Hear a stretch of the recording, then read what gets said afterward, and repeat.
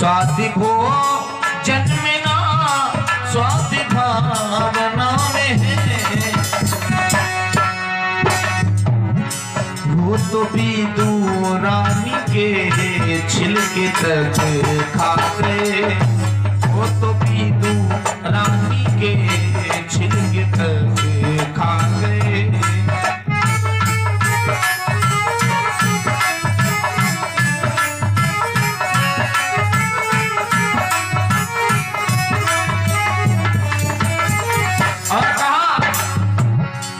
स्वाति भोजन में ना स्वाति भावना में है, स्वाति भोजन में ना स्वाति भावना में है। वो तो सबरी के झूठे बेर तक आवे।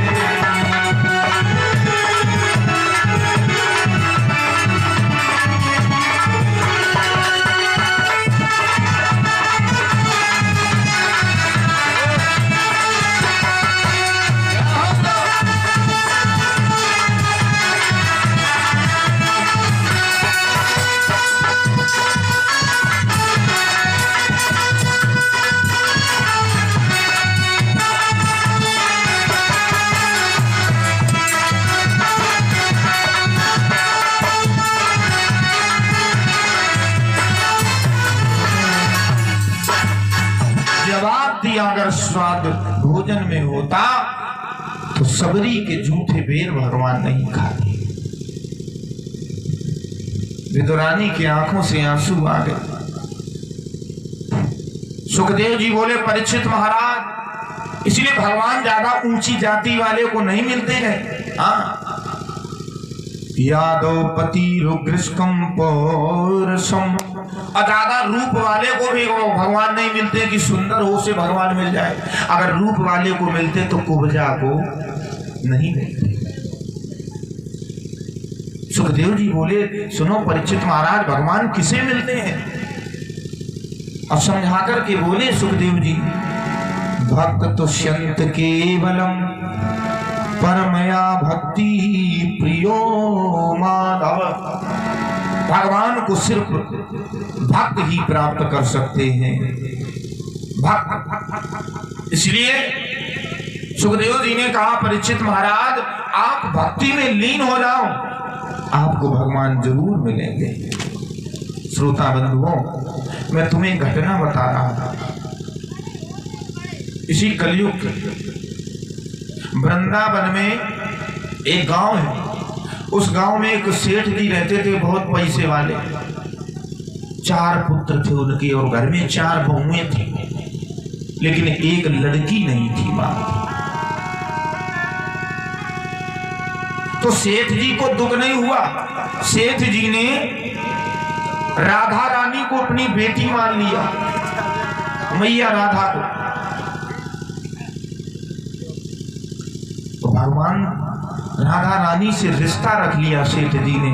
एक दिन का समय, एक मनिहारिन आई तो मनिहारिन ने आवाज लगाई, चूड़ी ले लो, चूड़ी ले लो।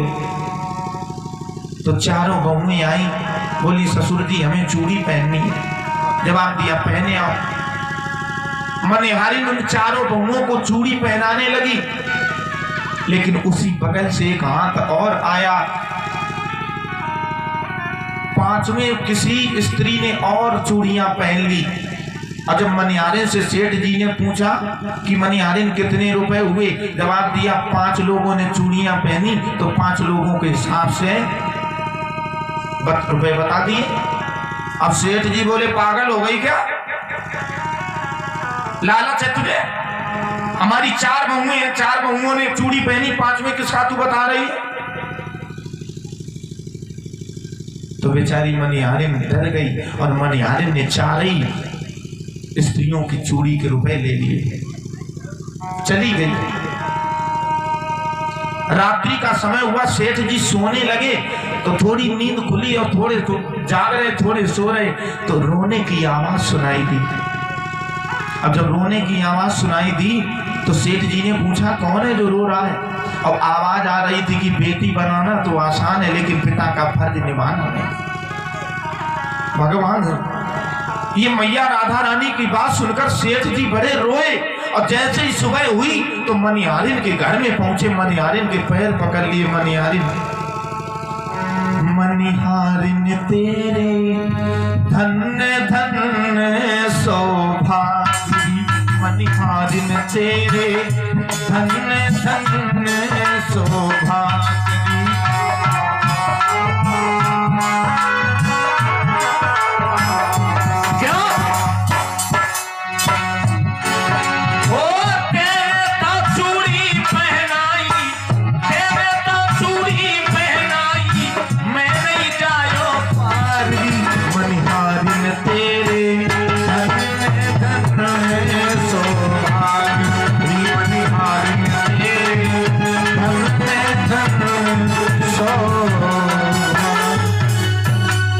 सेठ जी ने मनिहारिन के पैर छुए, चरणों में गिर गए। भैया समझा कर के कहा, सुखदेव जी ने, परीक्षित महाराज भगवान भक्त के अधीन होते हैं।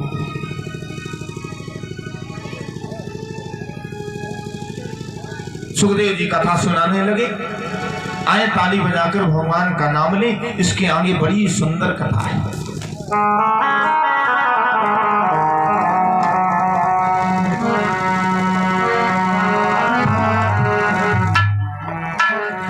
ताली बजा करके भैया लोग।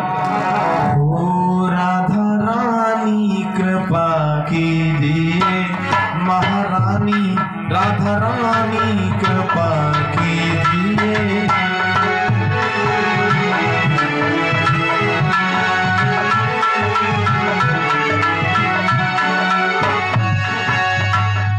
राधा रानी कृपा कीजिए, महारानी राधा रानी कृपा कीजिए।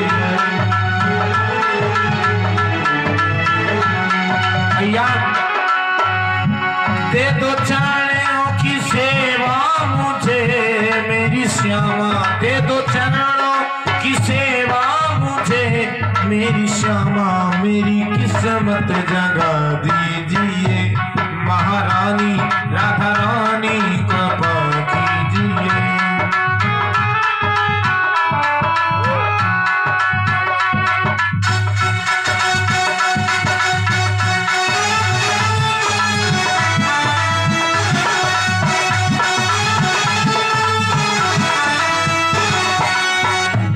बीच मझधार में आपसी श्री राधे, बीच मझधार में आपसी श्री राधे, मेरी नैया ओ नैया पार लगा दीजिए, श्री राधे राधे रानी कृपा कीजिए।